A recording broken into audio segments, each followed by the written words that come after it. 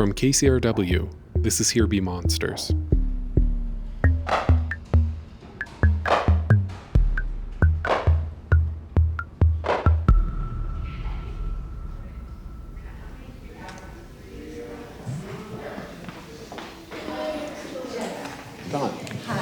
How are you? Good. Pleasure to meet you. Nice to meet you too. Sorry, I had to pull some books.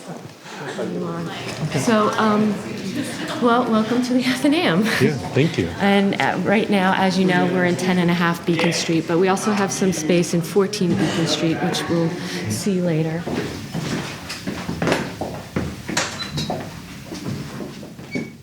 As you can see, we live and work among our collections. So we not only have a large collections of books, but also paintings, sculptures, art, decorative arts too. Do you mind stairs? No, not at all. Okay.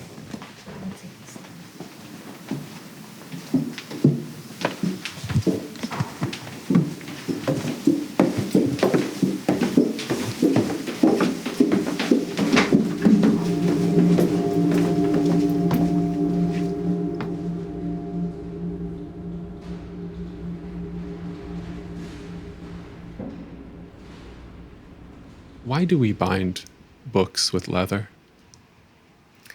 It's a traditional material. I mean, it's inherently bad material because the tanning process is an acidic process. But I think that leather continues to be used for books because it is associated with a high quality product, something expensive and special. And this is the book that is bound in James Allen's skin. What's this say? Use nitrile gloves when handling. You're wearing nitrile gloves now? Yeah. You said that before this you'd only ever handled it once. Yeah, so this is probably my second time handling it. I think when I started here, actually my predecessor, he kept the book in the conservation lab because he wanted to monitor its viewing because lots of people wanted to see it. So he kind of kept an eye on it. And during that time, he wouldn't even let me touch it. So, just because it's audio, can you tell me what we're looking at here? So, I mean, it's a small volume and a leather-bound volume, and it's quite dirty. And they say it in the catalog entry that it was tanned to look like a gray deer skin, which I don't know. There's some blind tooling around the edge of the covers. And then there is a black leather label, and it's stamped in gold. And it basically says that this is bound in the skin of Walton. How's your Latin? That's not very good. I have a translation here. Oh, okay. Was it? I don't have good Latin pronunciation. It says hic liber Waltonis. Was that be cute? Compactus est. So it's quite dirty. And then inside it's a printed text.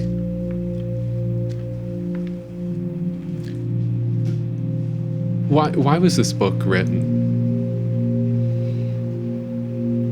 Oh, I think that why was this book? I think that's a question for James Allen.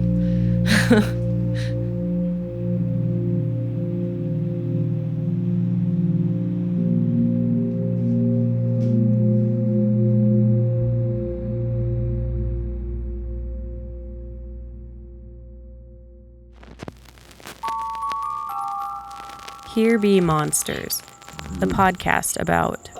Bit of spectacle, don't you think? The podcast about... The unknown.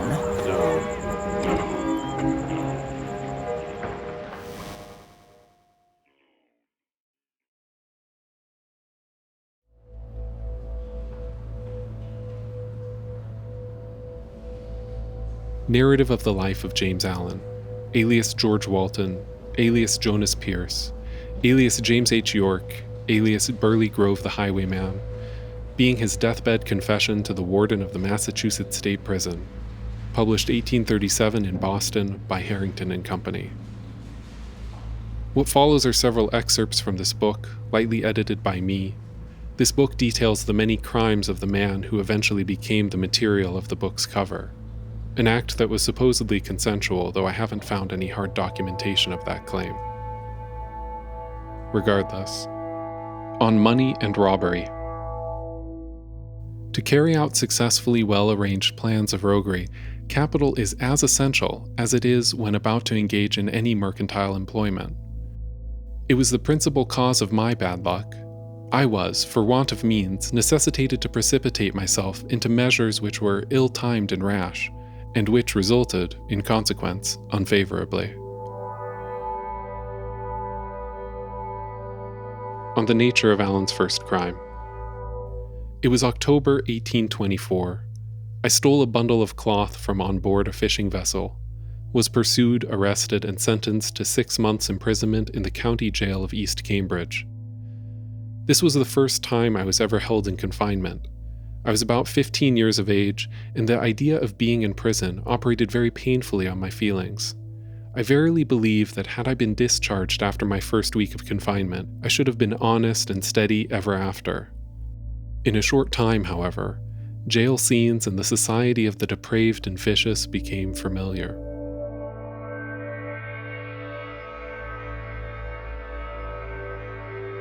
On the theft of leather, broadcloth, and buffalo robes. I was informed by a discharged convict that a wagon was on its way from the city to the country, containing a large quantity of dry goods that afforded it a good opportunity to make a raise. Thinking pretty well of the plan, we hired a horse and wagon and drove them to Walton. But missing the road that the wagon took, we did not fall in with it, and therefore we turned back for our city again. On our way home, we discovered a wagon standing in the middle of the road, the driver of which was some way back employed in assisting another team out of some difficulty it had gotten into. We examined the contents of the wagon and took out 2 good buffalo robes and a quantity of leather, in all worth about $70. We passed another wagon, which was near a tavern, and from it we took 4 pieces of broadcloth and 1 piece of cotton, and drove to my companion's boarding house, where we deposited our plunder. A man, half drunk, observed us and inquired what we were doing with these goods, remarking that he believed that they were stolen. And upon this, my friend, who was pretty well in for it, knocked the fellow down. He got up to his feet again and ran towards the residence of Mr. Constable Shute, who lived nearby. In the meantime, the occupant of the house and my friend took to their heels and cleared out. Mr. Shute made an appearance, in company with another person. He inquired what I was doing with the goods, and received an answer that they were of my own, and that I had a store in Charlestown. Mr. Shute left the wagon in charge of 2 people as keepers, and went in to search the house, leaving me outside. In fact, not sure that the goods were stolen, he had not arrested me. While he looked about in the rooms, I went in, put on a cloak, and came out, took up a bundle of the cloth, and, looking at it, remarked that I was satisfied that the goods were stolen, and should carry them down to Mr. Shute's house. Suiting action to word, I immediately jumped into the wagon and drove off. The men in charge thought that I had been sent out by Mr. Shute to convey the goods to his house. I had rode but a few rods, however, before they discovered their error, and the cry of "Stop that wagon" sounded in my ears. Having a smart horse, I drove rapidly over the Warren Bridge, through Charlestown and across the Milk Row Road to East Cambridge, where I secreted myself and the wagon in a hollow near the rear of a meeting house and remained there till 12 o'clock at midnight, after which I drove through the city to the house of an acquaintance in South Boston.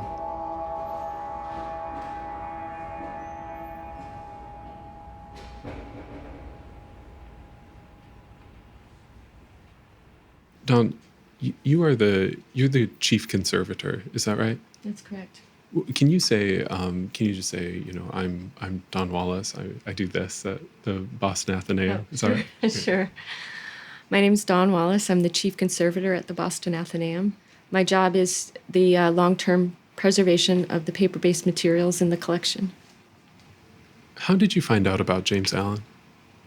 From coming here. I didn't know about him until I came here. What did people say to you when you came here?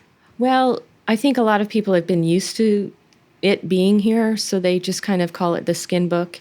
They sort of roll their eyes because, James Allen wanted it to be bound in his skin is a bit of spectacle, don't you think? Like, right. This guy kind of wanted to, like, what were his intentions, And I mean, I bet he never dreamed that, his book would end up at the Boston Athenaeum. So I don't know. And it's kind of like in some ways he wins. I wouldn't say it makes me angry, but,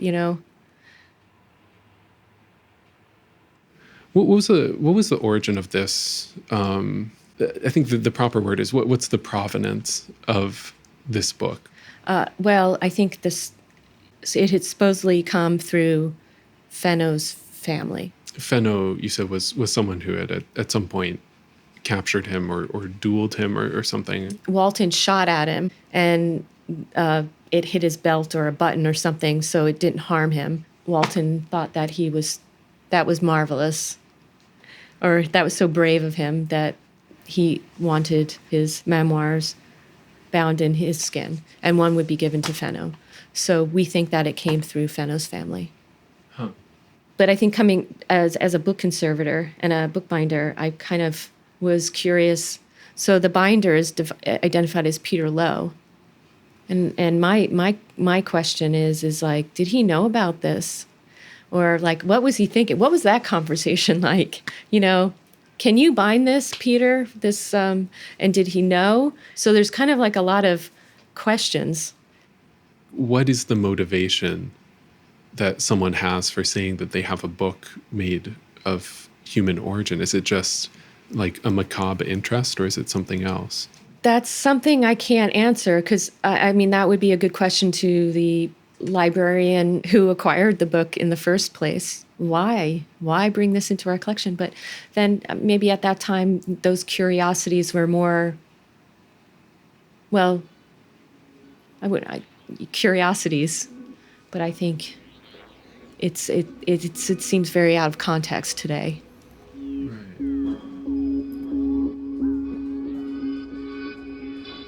On the attempted robbery of Mr. John Fenno Jr. I observed a market man with a pocketbook, apparently well filled with bank bills. I made an inquiry respecting him and concluded that he would go to Chelsea in the evening, where he resided. I returned to Chelsea in the edge of the evening, about the time I presumed the man I was in pursuit of would be on the road home. I secured my horse in a lane, threw my cloak over him to prevent his color from being observed and known, and took a station behind a fence on the Salem Turnpike, about 1.5 miles distant from the Chelsea Bridge. Finally, the wagon I was looking for came along, and it contained 2 men, one of whom was the person that I had seen in the market during the day. I recognized him by his dress. I immediately walked from my position to the wagon, and I seized the reins of the bridle, presented my pistol, and demanded his money or his life. At this moment, the other man, a stranger to me, sprang out of the wagon and ran off, entering the same lane where my horse was tied. I immediately advanced towards the man who remained in the wagon, Mr. John Fenno Jr., and as I neared him, he sprang towards me, seizing me by the shoulders. I stepped back a little bit to give him a chance to reach the ground, which I presumed was his intention. We struggled a short time, and I began to think that he was attempting to hold me, and that his partner was after my horse. As I could not well clear myself of him, I endeavored to fire my pistol near his ear, not intending, however, to kill him, but not much caring whether I shot part of his ear off or not. The pistol discharged rather sooner than I intended, when I had elevated it about as high as his breast. The man appeared some fright and fell, as I thought, on his back. I thought that upon his attacking me, I had a different kind of man to deal with from any that I had previously ever met on the highway. After he fell, I ran to the place where my horse was secured, mounted, and rode back a short distance to ascertain what was the situation of the man I had fired upon. On observing him rise up, I concluded that he was not much injured, and felt, therefore, quite pleased. I began to make preparations to leave the city. I found a vessel bound to the West Indies, and bargained with the captain to make me as a passenger, advanced $25 of my passage money, placed some of my articles on board, and returned to my boarding house on Bolthoff Street for the remainder. As the vessel was ready to sail in just a very few minutes, I ran back to the house, began collecting the remaining articles of my property, when several police officers entered the house and secured me without much difficulty. On Alan's sickness and death. At this stage of the narrative, Walton, being subjected to a severe cough and feeling unable to continue with any further dictation of the events of his life, requested that it might be finished by those whose authority he was subjected. Walton's disease could not be checked, and it finally settled with a consumption, which terminated his existence on the 17th of July, 1837. Thus closes the history of a man who, in the short period of his existence, was more deep and more bold in his crime than is known to have been the case with any young man of equal age in this part of the country. Born in obscurity and with but limited education, he possessed a mind which, had it been properly cultivated and disciplined, would have undoubtedly placed him in a higher and far more useful sphere than that lot which he filled during his short journey through this world.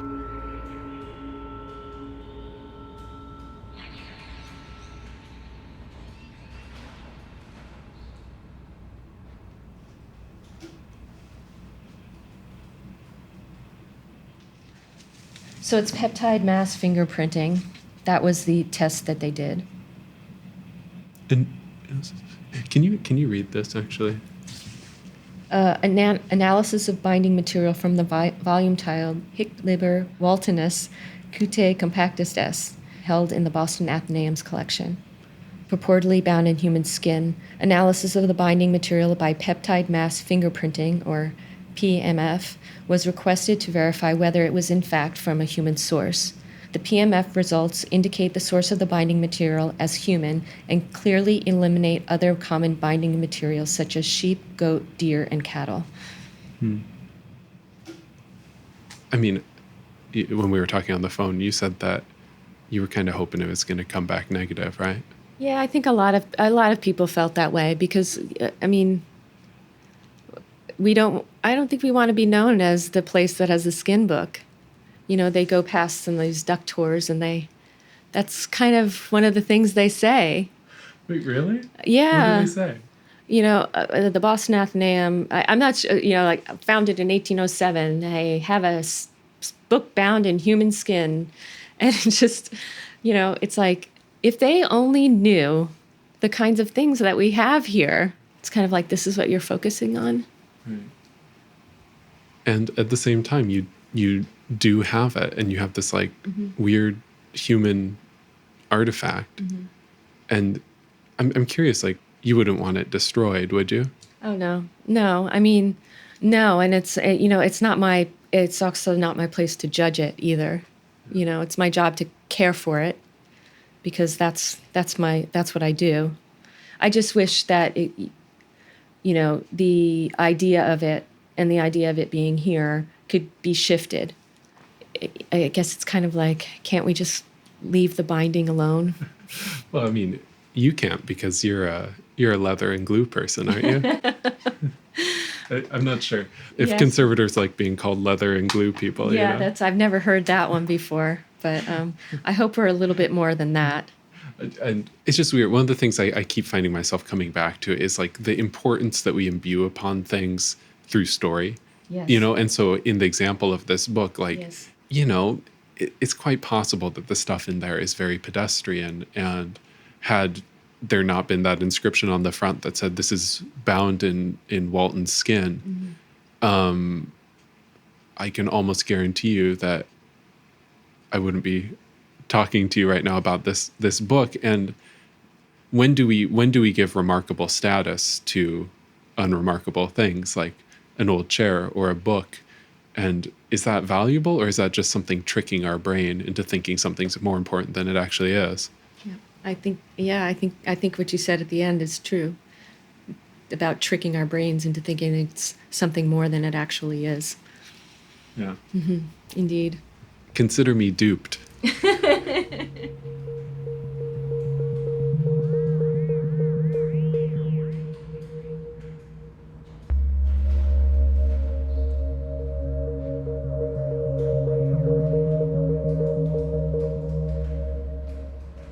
Many thanks to the Boston Athenaeum, who let me interview them about the book that I think they least like talking about.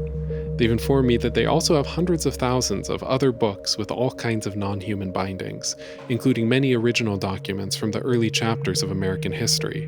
You can find them at bostonathenaeum.org. And over on our website, you can find pictures of James Allen's biography, and we have a link to the copy of the full text. That's at hbmpodcast.com. My name is Jeff Entman, and I produced this episode while traveling through Washington and Idaho, and I'm just about to be in Manitoba, where I'll be doing a free talk at Winnipeg's West End Cultural Centre on Sunday, the 31st of March.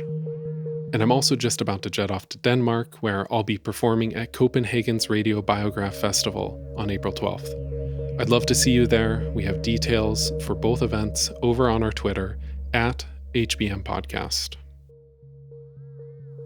I had editing help from Bethany Denton. Music on this episode came from The Black Spot and Phantom Fauna. Here Be Monsters is distributed by KCRW. Our senior editor there is Nick White. We get additional support for freelance contributions from KCRW's Independent Producer Project.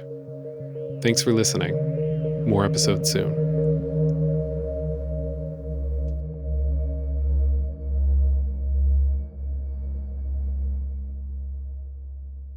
Okay, thanks for sticking around after the credits. I just want to read you one more section that I am calling On the Topic of Religion and Infidel Thought. During the early part of his confinement in this prison, Walton professed to being a disbeliever in the existence of a supreme being. He had, however, too much good sense to continue long to cherish such sentiments. Having in early life read much of the infidel sentiments of some of the French writers on the subject of the truths of the Christian religion, and having occasionally attended the infidel meetings of Neeland, his mind was deeply imbued with the poison emanating from those sources. He long entertained the dark notion of the eternal annihilation of the soul after death, and it was not until a few days prior to his decease that brighter and more correct views flashed across his fading vision. All right. Thanks again for listening.